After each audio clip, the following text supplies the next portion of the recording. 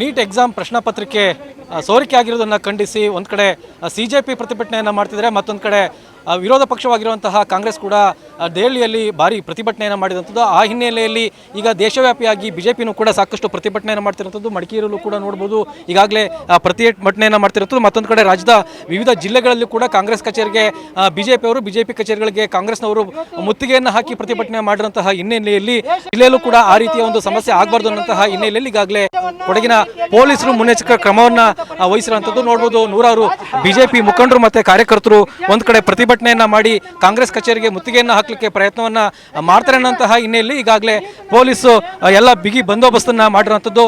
ಅಂದರೆ ಏನು ಕಾಂಗ್ರೆಸ್ ಕಚೇರಿಗೆ ಸಂಪರ್ಕವನ್ನು ಕಲ್ಪಿಸುವಂತಹ ರಸ್ತೆ ಇರಬಹುದು, ಆ ರಸ್ತೆಗಳಿಗೆ ಬ್ಯಾರಿಕೇಡ್ಗಳನ್ನು ಹಾಕಿ ಯಾವುದೇ ಕಾರಣಕ್ಕೂ ಕೂಡ ಪ್ರತಿಭಟನಾಕಾರರು ಆ ರಸ್ತೆಯ ಮೂಲಕ ಹೋಗಬಾರ್ದು ಅನ್ನೋಂತಹ ಹಿನ್ನೆಲೆಯಲ್ಲಿ ಭಾರಿ ಬಂದೋಬಸ್ತನ್ನು ಮಾಡಿರೋಂಥದ್ದು.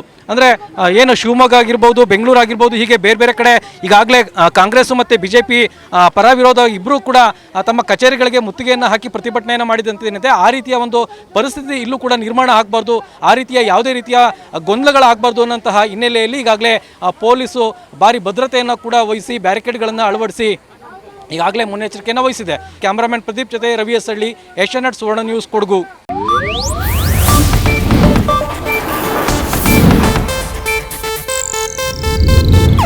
ಇದು ಏಷ್ಯಾನೆಟ್ ನ್ಯೂಸ್ ನೆಟ್ವರ್ಕ್ ಪ್ರಸ್ತುತಿ.